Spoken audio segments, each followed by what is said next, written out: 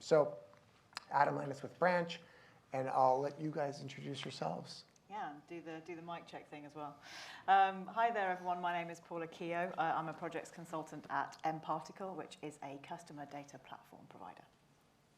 Afternoon, everyone. I'm Mike Rhodes, founder, CEO of Consult My App. That is not my younger brother up there. It's just I haven't actually updated my phone. I should do, really. I keep getting shouted at photographs from about 10 years ago when I was youthful and handsome. I'm not quite as chubby. But yeah, I'm the founder CEO of Consult My App. We're a mobile marketing agency which cover the entire user life cycle from acquisition through to retention, conversion, optimization. Sweet. Hey everybody, I'm Parker Patel. I'm an engineer at Spotify on our marketing technology team.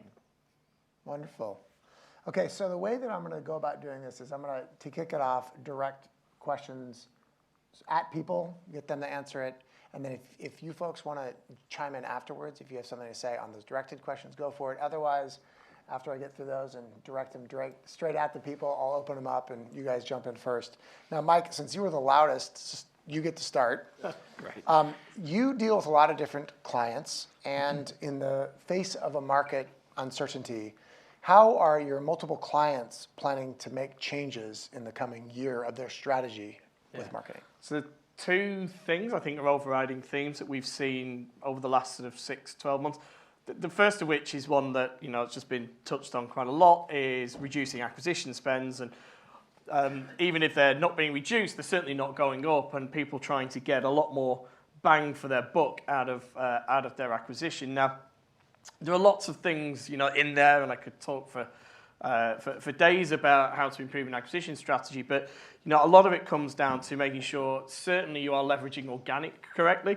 If you're not doing ASO internally or externally, absolutely should be doing. There are free things in there that will get you free traffic, in-app events, custom product pages. We're in a linking conference.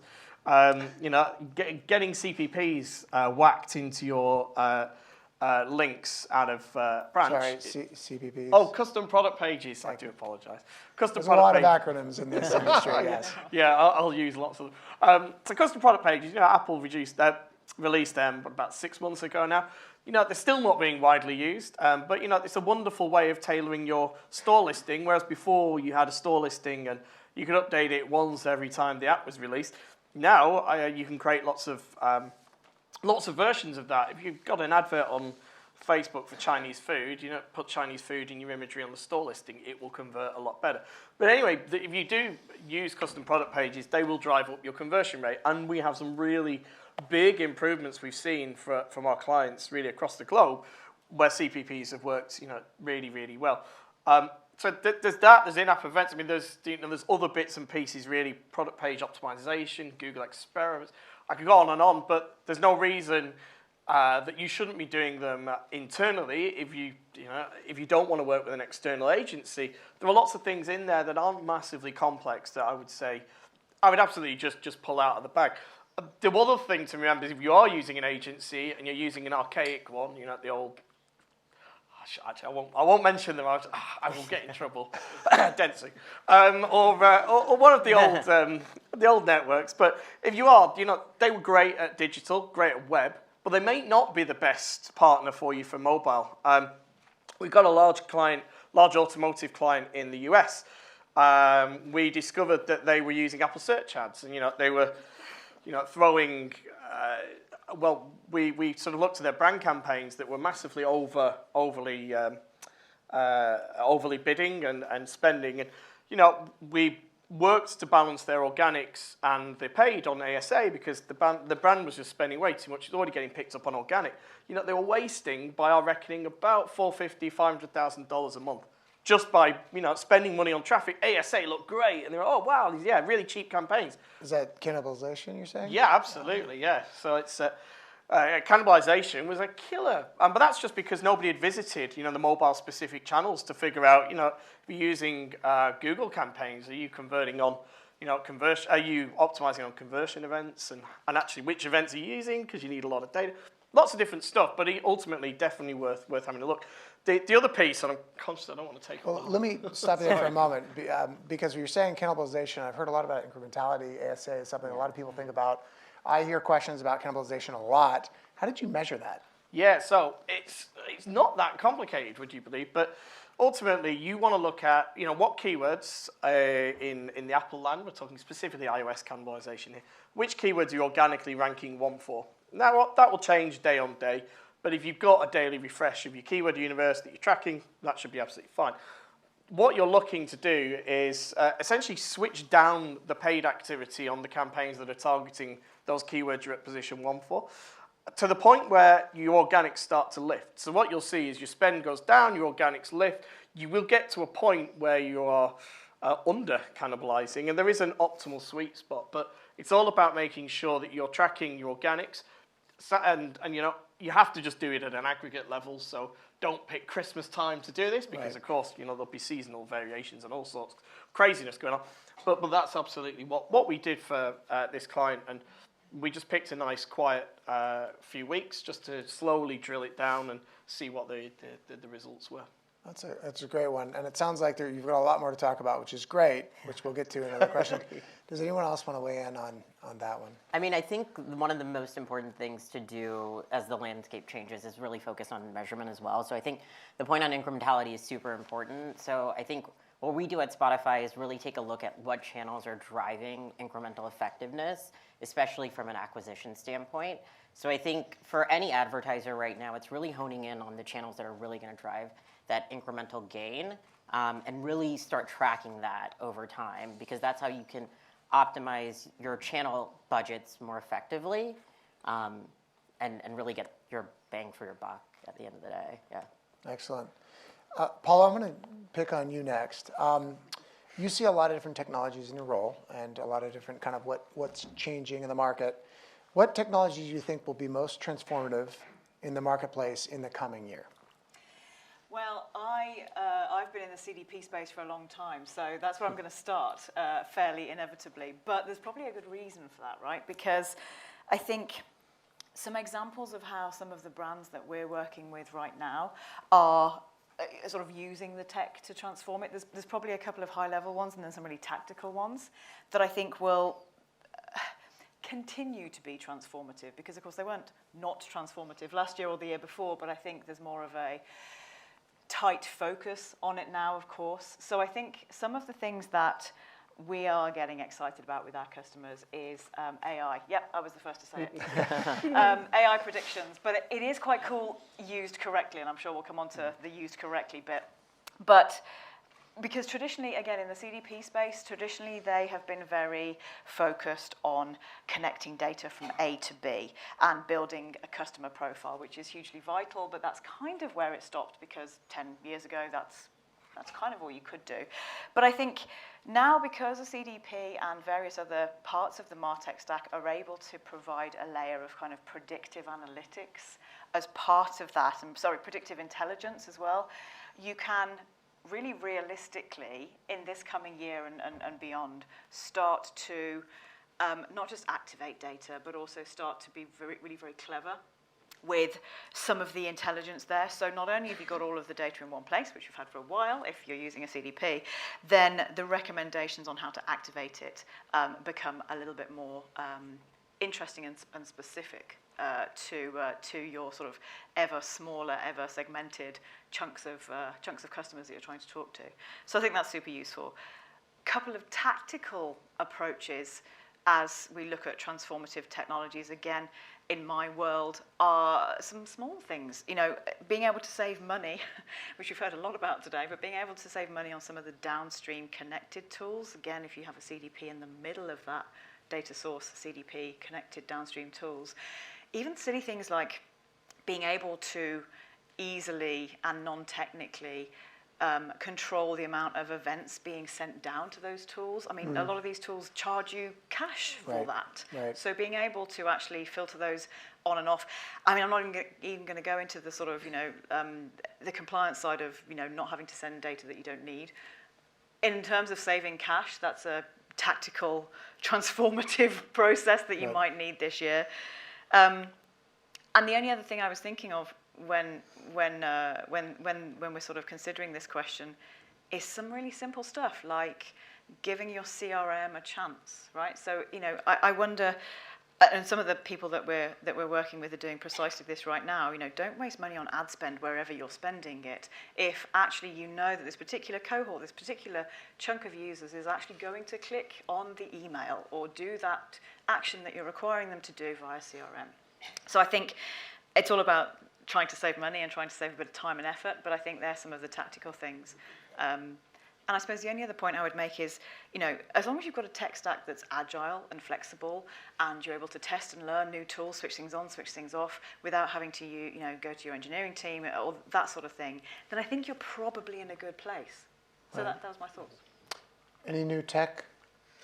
I was going to say, back to my first question, that's perfectly teed me up, is the second point was, MarTech stacks. A lot of companies, certainly that weren't mobile first, the sort of more traditional, global enterprises, they are realizing actually that the last time they refreshed the MarTech stack was when the internet was invented. So, they've got quite a way back. So they're actually now reviewing what are they missing. Like if they've got like an old CRM, it may well have been great 15 years ago, but it's probably not the right tech stack to have now. CDPs are absolutely one of the key pieces that are missing from that. But ultimately, when you get the pieces in place, you can then build a data warehouse and a lovely reporting sort of function on top of that. And that should empower, and we heard Amplitude talking about it, should empower people to self-serve. So they should go in there. They don't have to wait 3 months for a BI team to build a report. Once they've got all the data from all of the, the MMP, the CDP, the acronyms I'm throwing in there, the organic stores, all of the storefronts, all of that data feeding in there, they can make some really, really cool decisions. What that also does, and again, thank you very much for reminding me just about one of our clients that, as a European travel company, they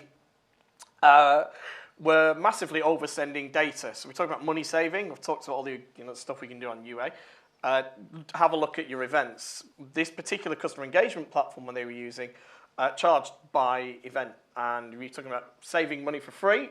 We cut back their events that were not being used at all for comms. They reduced their renewal, which was coming up late last year, by about £170,000, which is obviously a lot of cash to knock off. Just by stopping data. So it's well worth reviewing your MarTech stack regardless. Interesting. I mean, I totally agree with all of the points. I think the CDP is super critical for any advertiser, especially now. For us, we partner with mParticle from a CDP perspective, but we take a very sort of precise approach. To your point on suppression, targeting the right cohort is really, really important. Both from like making sure you're serving the right ad to the user that's ultimately going to convert, but also suppressing users that you shouldn't be targeting in general. If there's an own channel that's handling it, you should let that own channel kind of do its job. And then if there's opportunity to kind of build that sort of demand generation as well, you want to make sure that you're not actively targeting users who are already in your funnel. So we take a very, very strong approach to that and make sure we use it across all the channels, digital channels where we can onboard that data. Let's keep it going with Parker. I have one for you. With the industry focusing on tightening budgets, we've talked about that a lot today. A lot of the eyes are shifting to customer activation, customer engagement, retention. What do you think Spotify has done well to increase this engagement and retention of their users? Yeah, so I think our biggest goal, or really what we work towards constantly, is creating the best audio experience for our consumers as well as creators. And in order to do that, we want to make sure users are getting to the right piece of content and making sure we're not creating friction within their experience. I think Mata's sort of example with the Obama podcast really shows what we're trying to achieve. Is ultimately, if somebody is out there who is a creator, who is distributing content on their social channels, or an influencer or something like that, who has a podcast, we want to make sure that somebody who's engaging with that content is ultimately getting to that destination within our environment.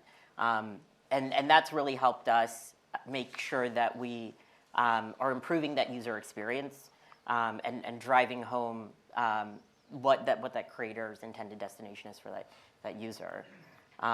So that's become really, really important for us. Reducing friction. Yeah, reducing friction. Yeah. Interesting. Paul, you mentioned AI. Now, ChatGPT is everywhere. Now, the big question that a lot of people have is, what's it actually going to be useful for? So I want to open that up to you and then everyone else. And what do you actually think? Yeah. I mean, there's now Bard from Alphabet that they started talking about yesterday. Have you taken a look yet? So they're jumping on that particularly large bandwagon. So I agree. I think, weirdly, it's reminded me of my early career in a funny way, because in my early career, I've been working in data for 20 odd years, but earlier in that, it was more about digital preservation, how to sort of cool things like how to keep a tweet for as long as Shakespeare's first folio is being kept. You know, this kind of access to data for posterity, for accuracy, that kind of thing. You know, it's and the problem with that kind of thing, the reason why it's reminded me of that is the problem with data archiving as well as physical archiving, I suppose, and being able to make things available for posterity is that it's curated by a certain group of people, and that certain group of people have biases, they have point in times where they would make better or worse decisions. So in terms of... History is written by the victor. Yeah, it is, exactly. You know, you have all Interesting. these sort of old letters and archives and things written by people who are literate. What about the people who are not literate? Right. So it reminded me a little bit of that in terms of, with AI that I just talked about being the coolest thing ever and transformative technology within a CDP, it does align, in my mind, that ChatGPT, which I can't say easily. No, they did it on purpose. I think that's very different. We don't know the origin of it. I mean, you know, we are not in control of the origin of it, I should say. It's not our data that we are leveraging and finding more interesting insights on. It's not our first-party data strategy. It's somewhere else, something else. So that's my, and maybe I'm just old, but that's my slight concern. And so, I mean, I mean, like you say, you can't move on social media for people talking about how they're leveraging ChatGPT, but someone every day for the last 2 months has been teaching it that 2 + 2 = 5. And so I would approach with severe caution. I think where it's going to be very valuable, what it's going to eventually be used for, will be for search, will be for not providing a list of URLs. It will provide you with a coherent answer to your search engine question. But how we leverage it in terms of marketing copy, I don't know that it's going to be any more valuable than sort of automating a manual process, a descriptive process, that kind of thing. I think you still need humans for the creativity and the interest and the innovative things. All of the ad campaigns that we remember vividly because they're interesting, I'm not sure AI would generate that yet. I will be proved wrong in 5 years, I'm sure. But right now, I've heard that I'm not having ChatGPT is like having 1,000 interns. Yeah, I got it because we've all had to play with it, right? I got it to write a song about something, and it wrote a lovely little song, and you go, wow, that's so impressive. And then I got it to write another song, and it was kind of the same. So yeah, I think there are some useful things to it. I think you're going to need humans for all of the innovation and the memorable things, especially in our industry. But I'm very aware that I'm speaking at a point in time in which I'm going to be proved wrong on it in about 2 weeks when it gets better. Oh yeah, it changes fast. Yeah. Mike Parker? Yeah, I mean, when I first played with ChatGPT, which feels like years ago now, but how many weeks are we on? But when I first played with it, I got so excited, I nearly hit the roof. It was like, oh my God, SEO sorted. We're going to smash the proverbial out of this and just get loads of content generated for our website. And then sadly, I found out that Google were punishing stuff that they can detect is now being generated, which bloody spoils sports. So that ruined my idea of using it for SEO. So, you know, that's one use case down. It was interesting, Strava, before, and they're talking about just putting out as much content as you can, and I did think it's probably got a use there.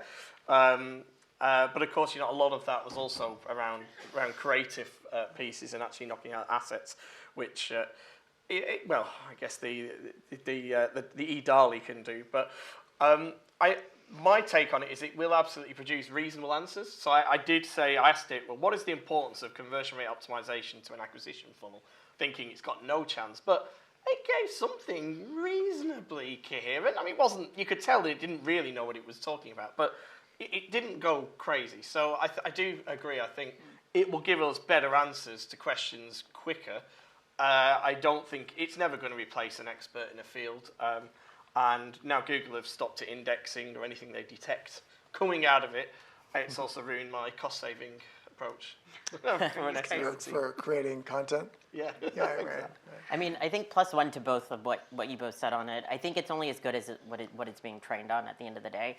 I do think there is opportunity from like an education standpoint with ChatGPT. I think it's a good way, to your point, for honing in on search, getting a better understanding of like a critical topic that could be happening. I think a lot of engineers use it to help understand complex things in programming and writing different types of code. So I think there is opportunity to improve efficiency with how humans operate, but I don't think it's going to actually replace the actual like the physical brain of like what a human being is doing. So I do think there's an opportunity to help individuals in certain professions optimize. Yeah, maybe their it life. gets rid of the tyranny of the blank page, right? Literally. You don't know where to start, but actually we're quite good at editing someone else's work and criticizing it, so Yeah. maybe that's what we use it for. Actually, sure. the opposite happened to me. I used it to create blog posts, and I looked at it. It was so bad, I just gave up on the blog post altogether. So I need to get Proved it around wasn't that. worth it, oh dear.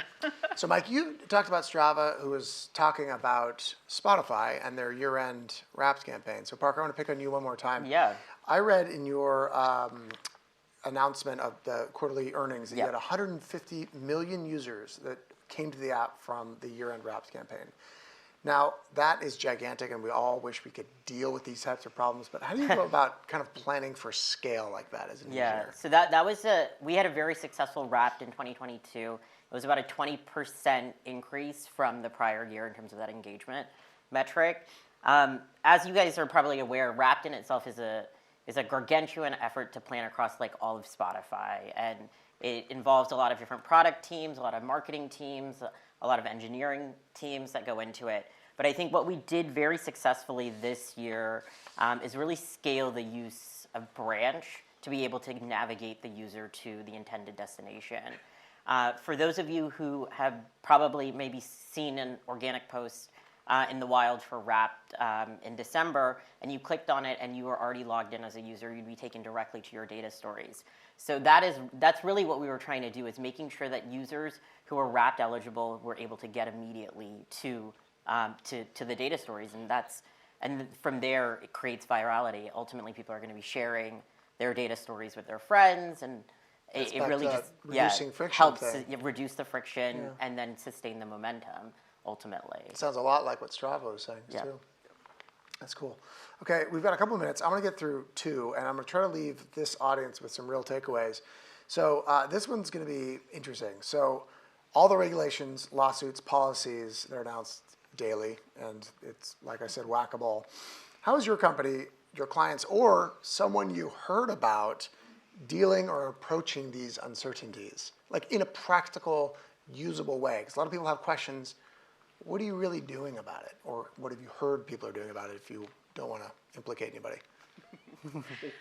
Yeah, I think again, there's some practical things, like you say. I think being able, what we see with our customers who are using the platform to its fullest extent is being able to automate some of that and put the onus on us, to be honest, because Use your vendors. You're well, paying part them, right? part of our role is to be across all of this Right. and to be updating and changing and keeping across it, because that's not your role. It's not your primary role, certainly. Yeah. So things like, automatic DSR forwarding, being able to even just track consent statuses, and in some cases be able to forward that to some of your downstream tools like your CRM. That's in the wild. That's happening, across our customer base right now. So being able to kind of lean on us for that sort of thing, so that if you're in sort of the marketing side of things, actually the data you're using is clean and safe, and I can play with it and I can discover things with it without thinking, oh, I wonder if people are opted in for this, and all that, Right. all of that minefield that continues. But I think it's we automatically go to GDPR and CCPA when we start to think about changes in legislation and guidances and processes. But I think major platform shifts are obviously going to be part of this pain and part of this disruption, which, when you're also then dealing with an upcoming recession and compressed teams and compressed budgets, that feels really painful. So I think, for example, obviously the forced move to GA4 is going to be one of those things for you guys. So we've pre-built a GA4 integration. Seems straightforward, but again, leverage all those things that are already there for you, I think. So, you know, people who are using that will send data to GA4 with the flip of a switch. And so you don't have to reinvent those wheels potentially. And if you're able to sort of trial all those different analytics tools and make sure you know which one fits, then again, do that, use that, rather than having to do that yourselves from scratch. Lean on the vendors you're paying. I like that. Mike, anyone? Yeah, I'm going to say, I think that is pretty much it. Ultimately, you know, unless you've got a big compliance department internally, and even then, chances are they may miss stuff. Like we have, what we do with a lot of our clients is we run them through, we're going to go back to 2008 maybe now, but we run through a maturity model. Incredibly boring stuff, governance, master data management, all of this stuff. I used to work at SAS. I spent a lot of time in North Carolina talking about data, like day in, day out.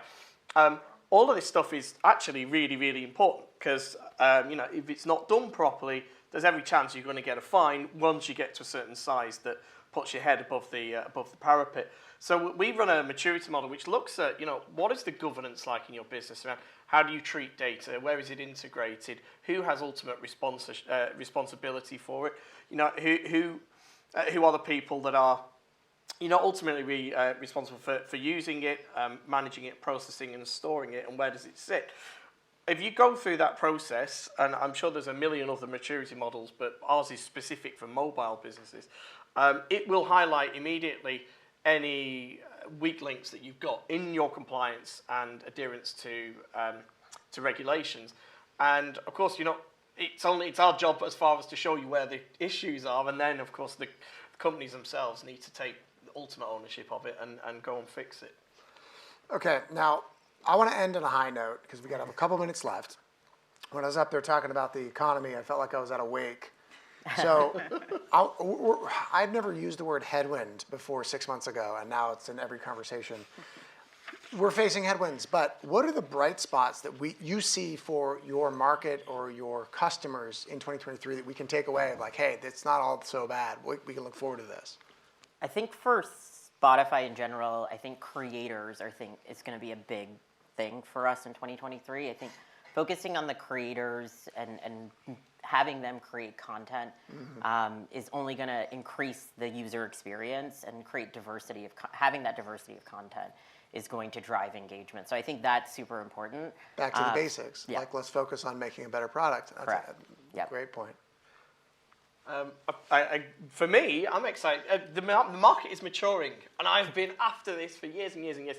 I was at that promotion summit that you guys that have been there before in London about 4 years ago, and I put a question to 4 panelists. I better not say anything too derisory in case you're in the audience, but I do apologise. Which was, you know, you've got $1 million to spend. Where do you spend it? Acquisition, retention.